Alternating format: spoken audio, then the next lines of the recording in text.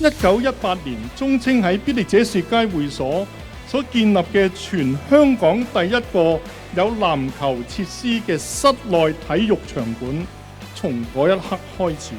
籃球就成為中青同埋青年同行嘅橋樑，透過體育、教育、義工嘅培育、領袖發展同埋多元嘅服務等等，培養青年人正向嘅價值、創新嘅精神同埋社會嘅責任感。3、2、1。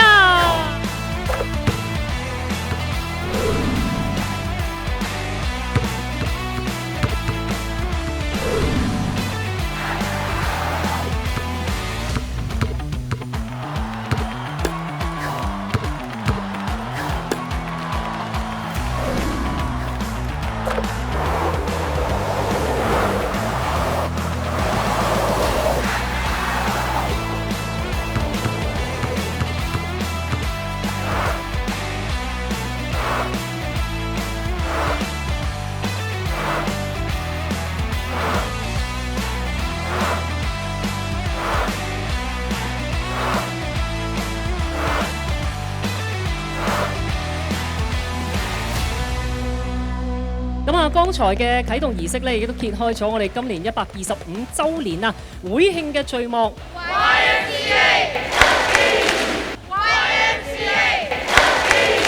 YMCA 咧係代表 You Must Come Again。參加我哋中青嘅活動咧，去完一次咧一定會再嚟嘅。未來嘅日子，我好相信中華基督教青年會本住非義役人賴役於人嘅精神，繼續為香港社會以至為我哋國家作出新嘅貢獻。青年會咧一直同政府、企業同市民呢係攜手同行，為青年同埋社區亦都不同嘅需要咧提供適切嘅服務，亦都係咧特區政府嘅重要伙伴。知道12年前係做過佢哋嘅街舞導師㗎喎。係啊，個 program 咧就係青年理想實踐基金去贊助一啲年輕人去實踐佢哋嘅夢想，咁就得到佢哋邀請啦，就去教幾十個年輕人去跳 hip hop。YMCA 125週年生日快樂！除咗有 Stanley 嘅簽名球衣啦、籃球之外呢，我哋仲會有中國籃球名宿鄭海霞、黃立斌嘅簽名籃球，以及咧有香港著名籃球員就係曾湛源同埋馬廣新嘅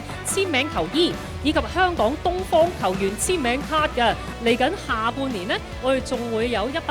週年好多精彩嘅活動送俾大家，所以大家千祈唔好錯過啦嚇！